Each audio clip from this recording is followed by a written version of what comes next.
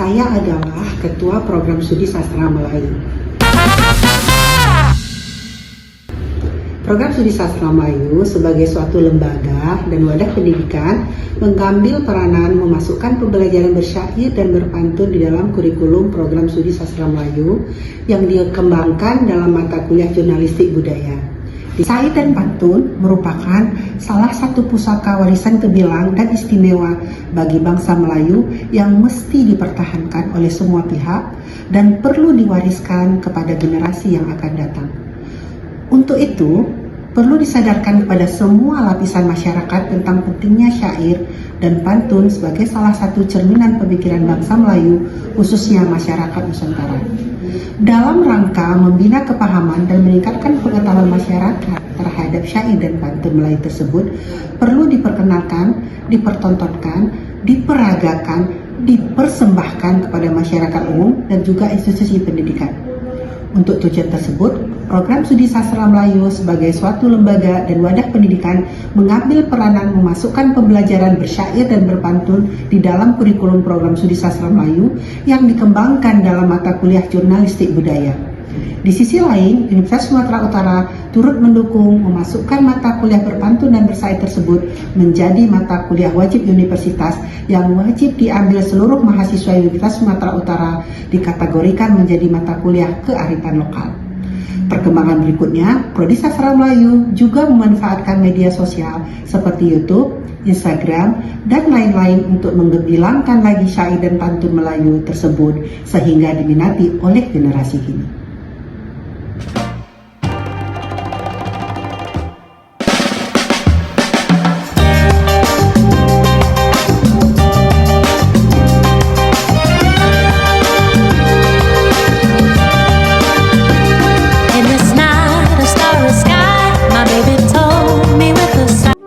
Assalamualaikum warahmatullahi wabarakatuh. Hai Jakadara, podcast Puspakala edisi pertama hadir ya, mengawali kebersamaan kita Jakadara di tema Suara Selendang Delima menghidupkan syair Melayu Deli bersama generasi Z. Wow, ini pasti luar biasa ya. Edisi pertama kita ini nggak main-main pastinya Jakadara, karena menghadirkan 3 narasumber sekaligus. Langsung aja ya, ada Bang Syafrizal yang akrab disapa Wayung selaku pelantun syair dan pemapar syair Melayu Deli.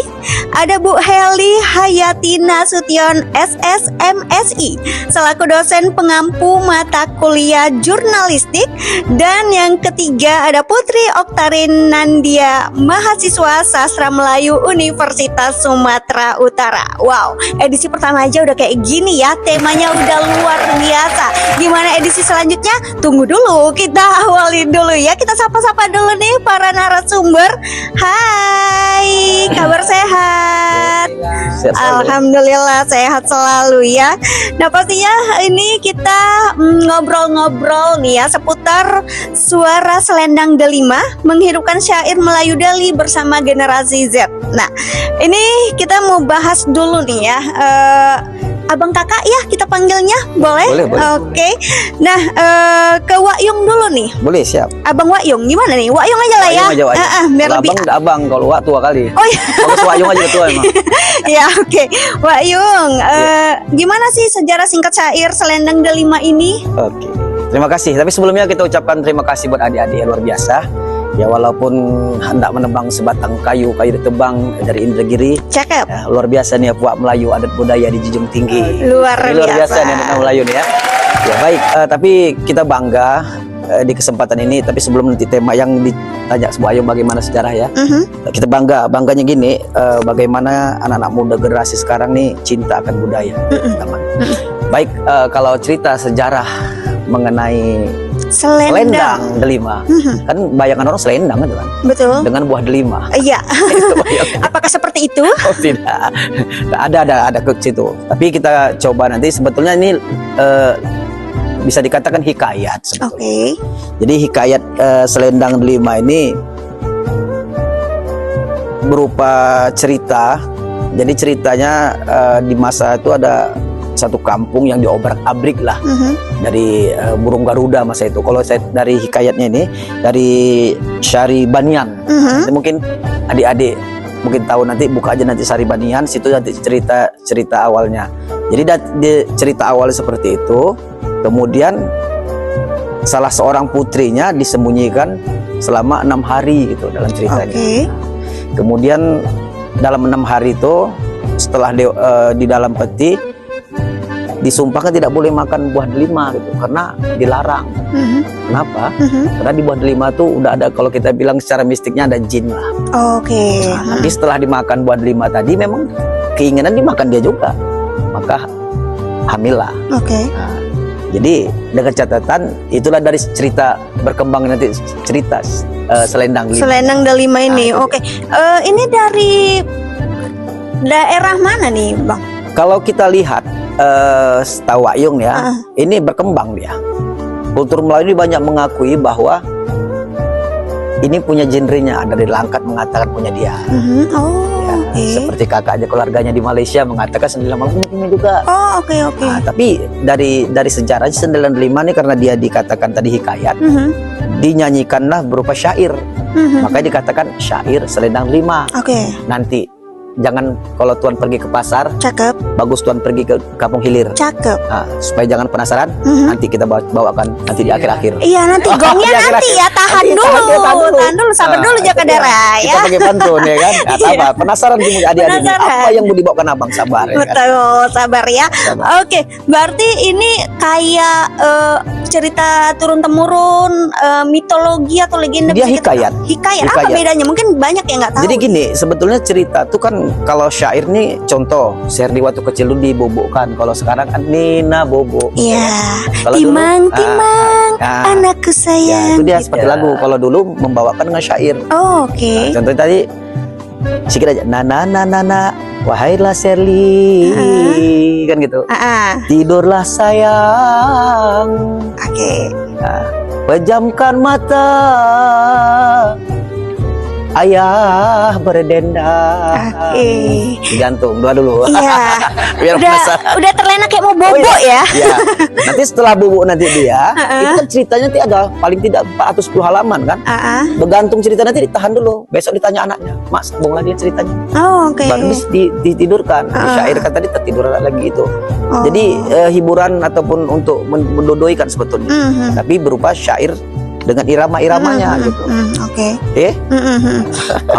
Itu kalau fungsinya tadi itulah untuk meninabobokan juga gitu ya.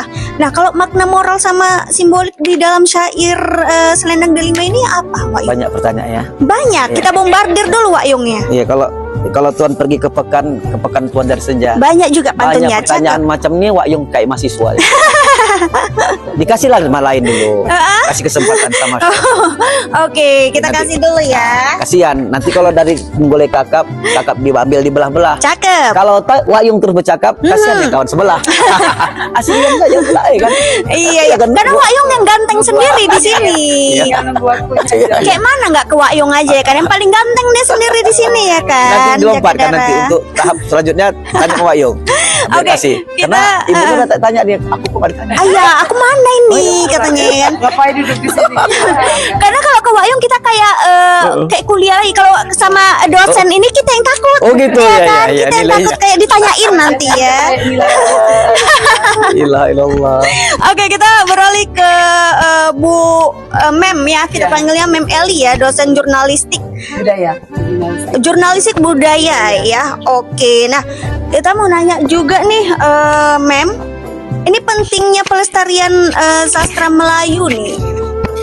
Kenapa harus dilestarikan gitu? Kalau misalnya kan memang ada sih suku Melayu itu, apalagi memang di Tanah Deli, di Medan, ya memang ada ajanya itu gitu. Kenapa kayak harus takut kali gitu?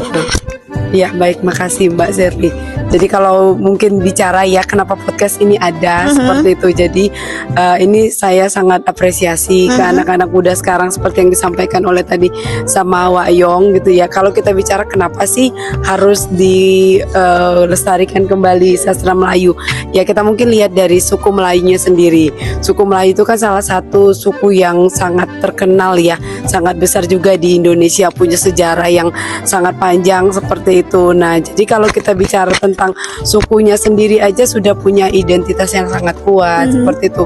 Kemudian juga punya sejarah yang panjang, dan kita juga lihat bahwa banyak budaya-budaya Melayu itu yang diakui dunia gitu kan, yang diakui oleh dunia. Nah, jadi kalau bicara tentang sastra Melayu sendiri gitu ya, nah saya ini cuman bicara dari segi orang yang tahu bahasa Melayu, bukan, atau tahu tentang suku Melayu, bukan orang yang ahli gitu ya. Nah, kenapa penting? Yang pertama pasti untuk mempertahankan identitas. Ya, kita tidak bisa pungkiri sekarang banyak yang sudah hilang gitu ya identitas, apalagi identitas suku, budaya dan lain sebagainya. Jadi yang pertama itu adalah untuk tetap mempertahankan identitas. Nah, kalau kita punya identitas, kita pasti punya jati diri gitu ya, punya pembeda antara suku Melayu dengan suku Batak, suku Melayu dengan suku Jawa. Dalam arti kata bukan untuk memecah belah, tidak, tapi justru untuk memperkuat karakter sendiri seperti itu. Jadi memperkuat jati diri suku, memperkuat jati diri bangsa seperti itu. Jadi kalau ini terus dikembangkan, kalau jati dirinya udah kuat, kalau apapun yang namanya modernisasi, masuk K-pop, masuk India, masuk Western, masuk segala macam, itu tidak masalah. Justru itu memperkaya, bukan justru menggerus budayanya itu sendiri, sastra Melayunya sendiri. Kayak seperti misalnya kayak akarnya dulu dikuatkan, Betul baru nanti bisa sekali. asimilasi juga mungkin sama Iya, budaya lain gitu ya, betul biar sekali. makin kaya Yes. gitu ya Bu ya. Nanti tinggal nyerap aja kan, Iya, tanpa harus rusak ininya akarnya seperti itu. Oke, nah kalau mengenai media sosial atau media digital gitu Bu, sebagai sarana mengedukasi budaya ini gimana menurut Mem nih? Iya, kalau kita bicara digital tuh kan yang pertama tujuannya jangkauannya luas seperti itu. Jadi kalau kita punya media digital pasti tadi ya sastra Melayu itu akan semakin dikenal sama masyarakat seperti itu. Kalau sekarang kan anak-anak sekarang tidak suka tuh yang namanya bentuk cetak, kurang suka ya gitu. Apalagi baca koran, baca buku, mereka lebih suka yang bentuknya memang digital seperti itu. Jadi kalau kita buat sebagai edukasi budaya, ini bisa menjangkau masyarakat luas, bukan hanya generasi muda seperti itu. Kita pun mungkin yang sudah seumuran saya lebih suka lihat yang singkat-singkat aja, yang bentuknya digital dibandingkan yang mungkin konvensional seperti itu.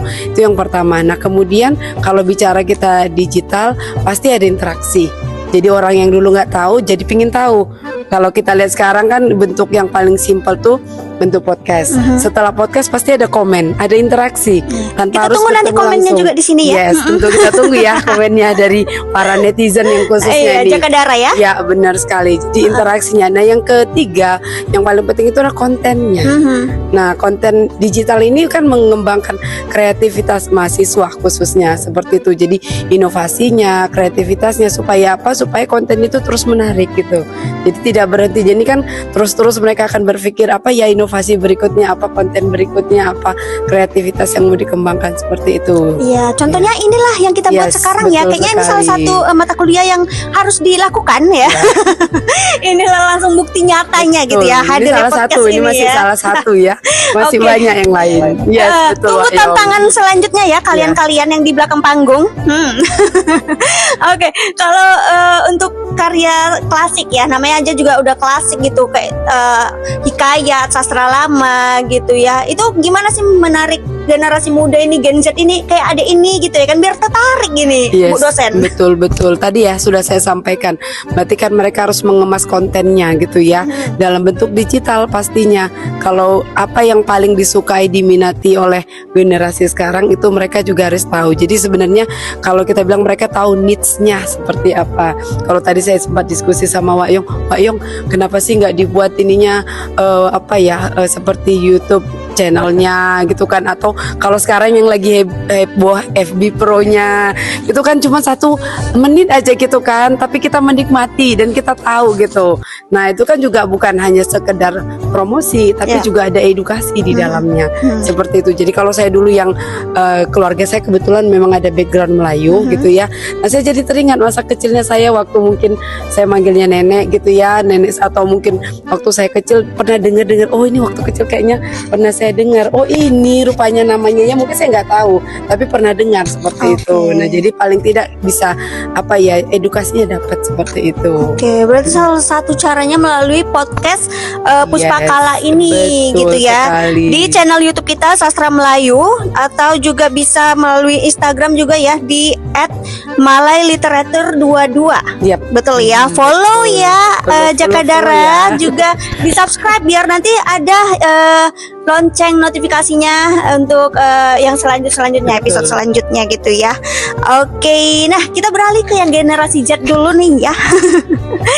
Nah, jadi salah satu mahasiswi jurusan Sastra Melayu yang juga sebagai tim kreatif dari pembuatan podcast ini yang memilih tema syair Melayu Deli nih, Iya, Adinda Putri Oktarin ya. Iya. Kenapa nih memilih tema syair Melayu Deli?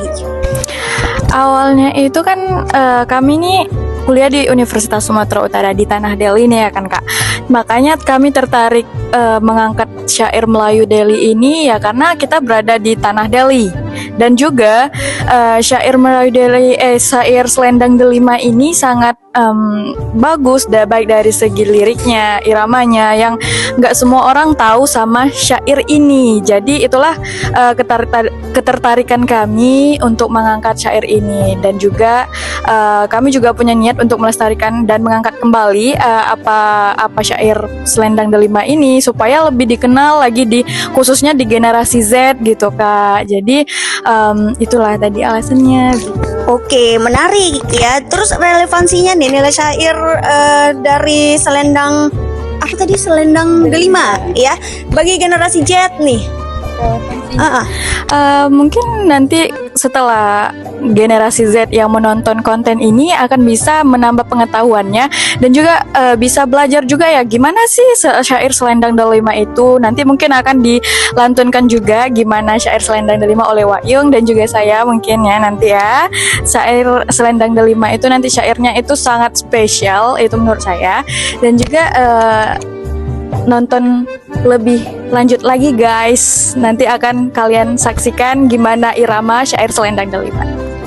Oke, ditunggu ya. Karena udah di spill nama Wak Yung, kita ke Wak Yung lagi ya kan, biar pening dia. Wak Yung. Iya. Aman ya Wak Yung ya? Aman. Aman. Populer lah Wak Yung. Wis, iyalah. Nggak kenal Wak Yung. Siapa yang nggak kenal Wak Yung, alumni Sastra Melayu Universitas Sumatera Utara ya. Oke deh, Wak Yung, dari si Suara Selendang Delima menghidupkan syair Melayu Deli bersama generasi Z nih ya. Nah, makna moral dan juga simbolik di dalam syair Melayu ini apa nih Wak Yung? Kalau secara pribadi, kalau kita lihat makna moralnya itu atau ada ajaran ataupun pesan ya, pesan-pesan yang disampaikan, fungsi-fungsi dari cerita tersebut. Jadi nanti seperti secara mistik itu ada ceritanya, di situ ada nanti disampaikan itu pesan moral itu. Kemudian nanti mengintrospeksi diri, mengamalkan perilaku-perilaku terpuji dalam cerita ataupun hikayat tersebut. Ya itu dia. Oke, dan itu didendangkan ada waktu-waktu tertentu nggak sih Wak? Ya sebetulnya begini, kalau sekarang, kalau dulu ya seperti saya bilang tadi kan, didendangkan sewaktu mau tidur atau bercerita. Contohnya kita berempat nih bercerita, tapi Wak Yung menceritakannya dengan syair.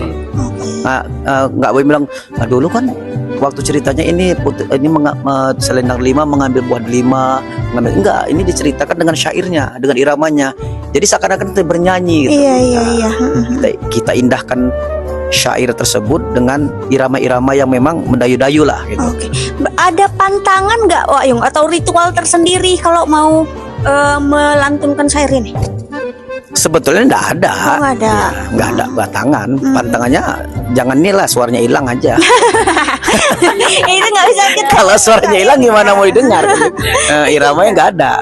Oke. Nah, cuma tergantunglah karakter membawakan gitu kan, keindahan kita seperti bernyanyi juga sebetulnya. Menyampaikan syair itu kan dengan bagaimana orang mendengar tuh bisa hanyut, bisa menangis, bisa tertawa dengar syair kita tadi. Begitulah menyampaikannya. Artinya yang kita sampaikan tadi, kalau bahasa kerennya ada nyawanya gitu. Ada nyawanya, Kak. Dengan suara kita tuh orang tuh menerima, enaknya gitu. Selain nanti bisa Jakadara dengarkan di podcast saat ini ya, yang menarik dari Selendang Delima ini syairnya. Nah, Sally mau tahu nih gimana cara Wak Yung ini biar bisa menarik anak-anak generasi Z ini, Wak Yung. Oh gitu. Selain melalui podcast ini. Nah. Ya yang pasti nanti gini aja. Kita buat nanti satu kumpulan, itu kita kumpulan seperti katakan kakak tadi atau ibu tadi. Kita kan ada memang wadah kita di sastra, di apa kan, kumpul kita buat nanti anak-anak kita berdendang situ syair. Jadi pasti nanti adik-adik itu berkata, abang tuh bisa, kenapa aku nggak bisa? Kan gitu kan, ibu ya. Jadi kita buat nanti dengan bagaimana karakter nanti Wak Yung menyampaikan dengan dendang-dendang. Kenapa? Dulu penyair ternama Roslan Madun udah pernah loh, pernah kan? Roslan Madun sudah pernah ke sastra kita, Iya. kan? Selalu kan? Dan kebetulan sewaktu peluncuran dendang syair, tapi belum ditanya belum ditanya Silakan. langsung aja. Ya, waktu lebih kurang 4 atau 5 tahun lalu kita udah pernah di Kuala Lumpur, bersama Roslan Madun, yaitu menyampaikan dendang syair festival syair Nusantara itu. Artinya dendangan syairnya memang ini kan kita memang spesifik, kita kan memang ke syair Selendang Delima, tetapi ada lebih kurang 20 atau 30 irama itu. Nah, seperti daerah ibu ini nanti dia berupa syair tapi berupa senandung. Ya kan, Syampan puntung pengayuh puntung, itu senandung, tapi dia termasuk dari genre syair juga. Menarik nih. Berarti dalam satu judul syair, misalnya si Selendang Delima ini, Wak Yung, terus berbeda-beda. Misalnya ada Melayu Langkat, Melayu Deli dan lain sebagainya. Itu membawakannya berbeda-beda. Iya, gini. Kalau syair Selendang Delima tadi, itu syairnya dan iramanya beda. Nah, jadi kalau misalnya Wak Yung bawakan nanti tentang hikayat Selendang Delima tadi dengan irama lain bisa. Jadi nampak ciri khasnya. Bisa dia, tapi tetap menceritakan ini seperti satu lirik lagu, tapi Wak Yung bikin macam lagunya berbeda, macam Tanjung Katung kan. Tanjung Katung kan lagunya Tanjung Katung. Iya. Tapi nanti pantunnya kan itu maksudnya itu. Versi ya, Begitulah dia. ya. Jadi begitu. Oke deh. Nah, kali ini Sally mau bertanya ke siapa? Ayo.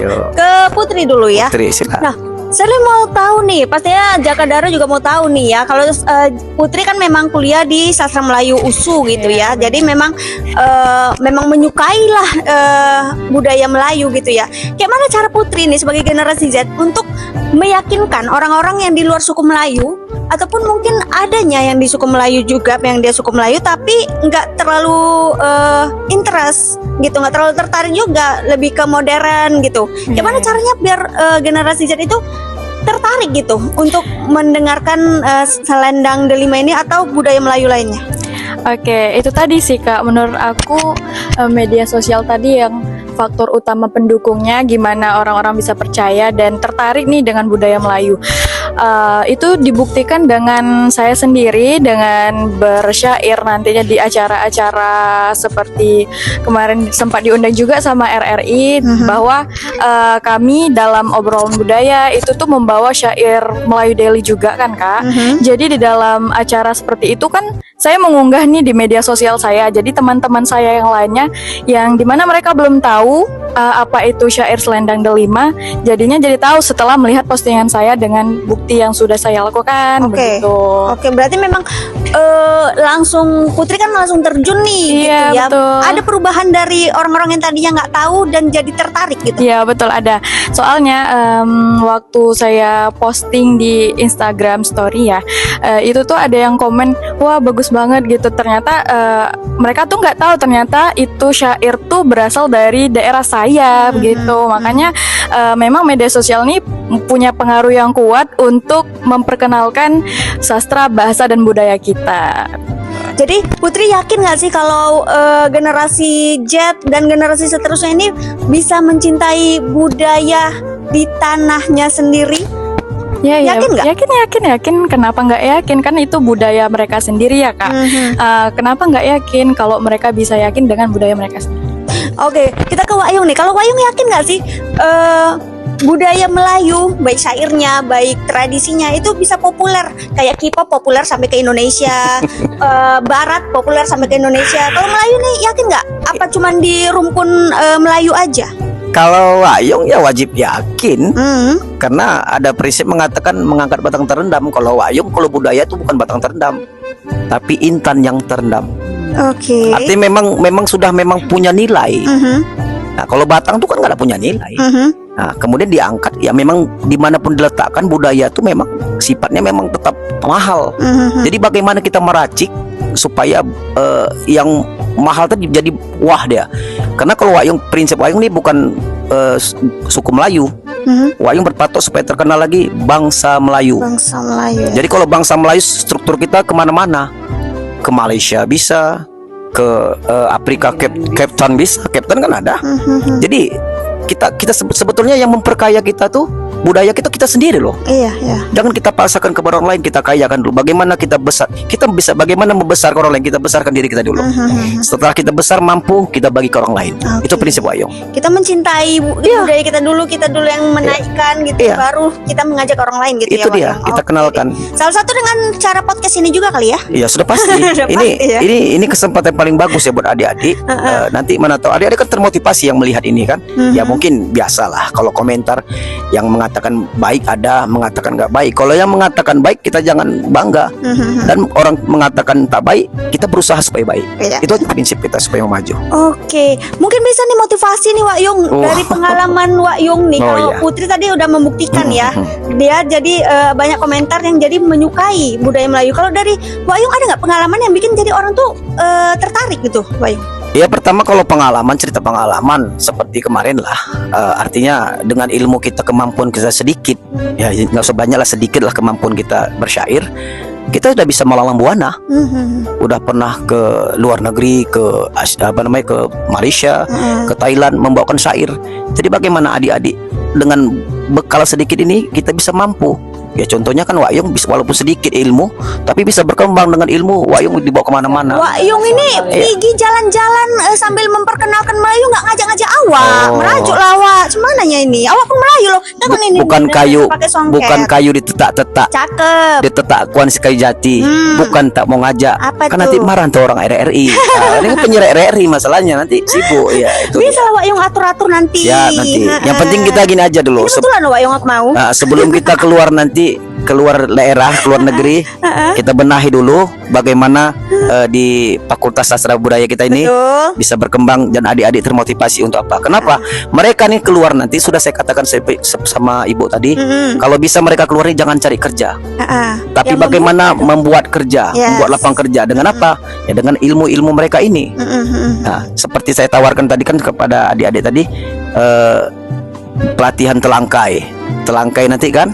Telangkai nanti mereka keluar kan sudah mampu, kan lumayan, paling tidak sebelum kerja tapi ada tambahan ilmu. Segala selindit burung selindit terbang di para-para. Iya, sekalian cari duit sekaligus menyebarkan budaya. Iya. Itu aja. Setuju ya? Setuju.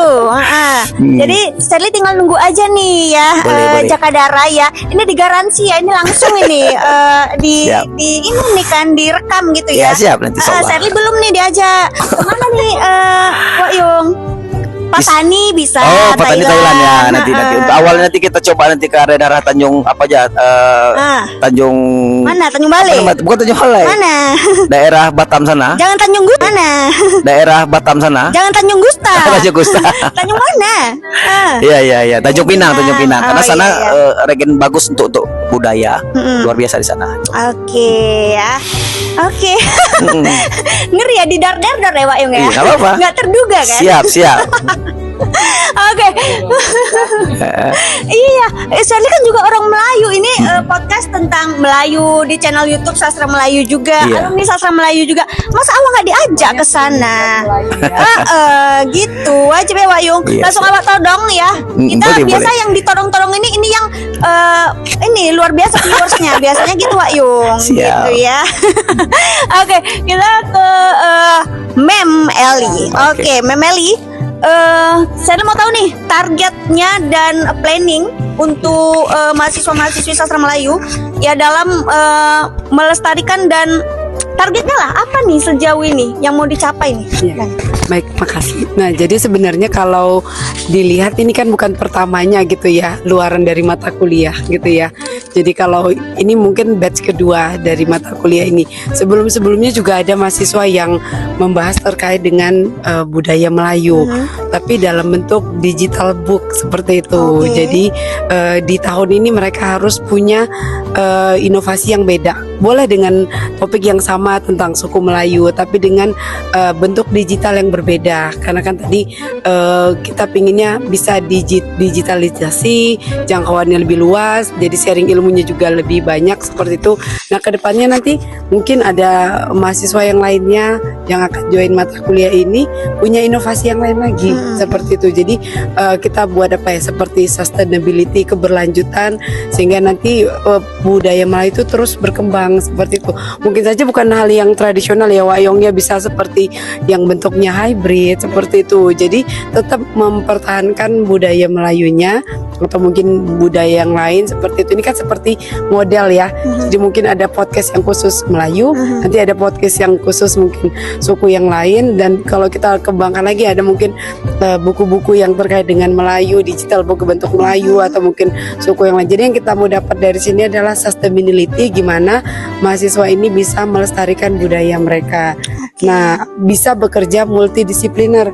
Kalau sekarang kan cuma hanya taunya budaya Melayunya nggak oke, tapi kalau dia tahu tentang komunikasinya, tahu tentang seperti broadcastingnya seperti itu, nah itu akan memperkaya. Tadi seperti yang disampaikan oleh Wak Yung gitu, mereka bisa jadi entrepreneur di bidang budayanya mereka masing-masing. Jadi mereka semakin tahu, oh ternyata budaya saya itu luar biasa ya.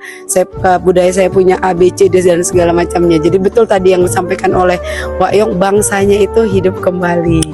Nah, jadi kalau saya tadi dengar kata Wak Yung sebelum tidur itu syairnya dinyanyi-nyanyikan, jadi ingat ya Wak Yung ya, kalau di dalam psikologi itu itu kan sekarang banyak yang anak-anak sebelum tidur itu seperti dihipnotis gitu.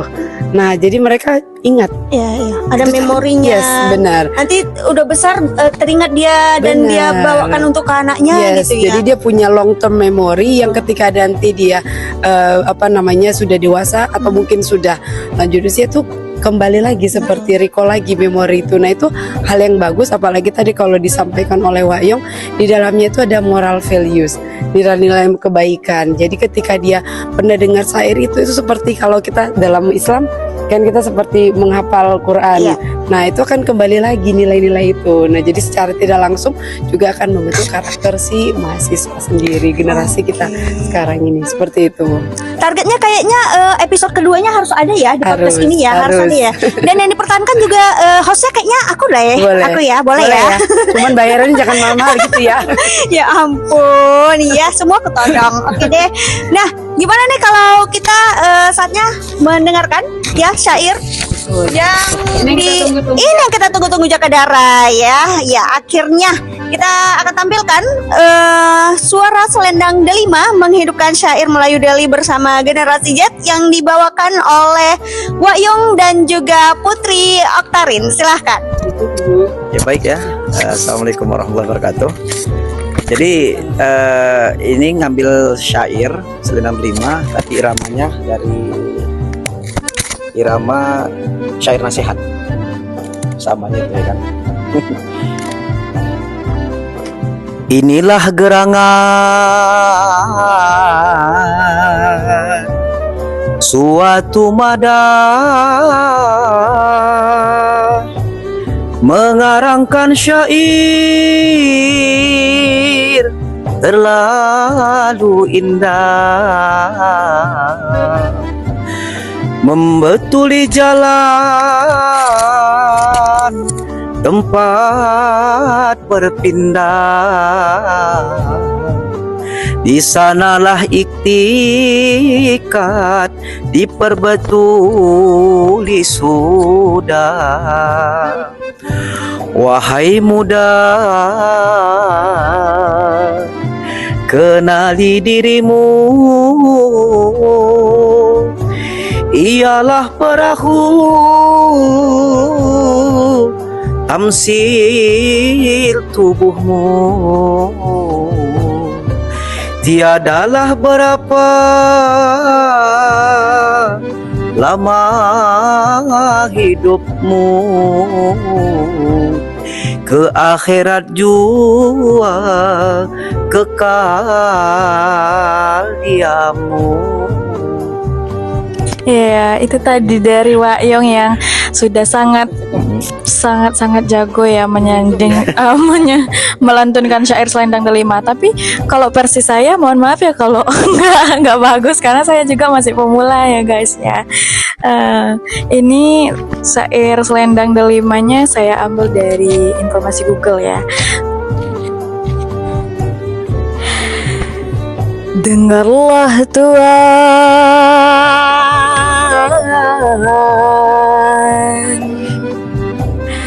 kami syairkan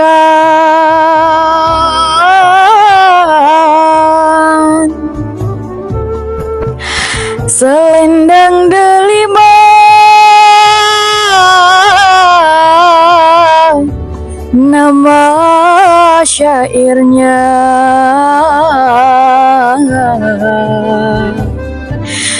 Umpat dan keji,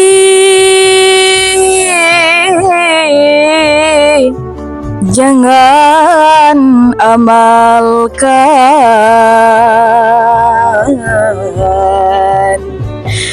supaya selamat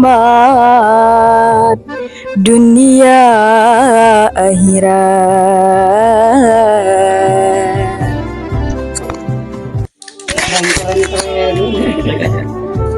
Oke Jagadara, itu dia tadi penampilan Wak Yong dan juga Putri, dan juga tadi narasumber kita yang satu lagi Bu Eli Hayati Nasution ya, membahas tentang suara Selendang Delima menghidupkan syair Melayu Deli bersama generasi Z.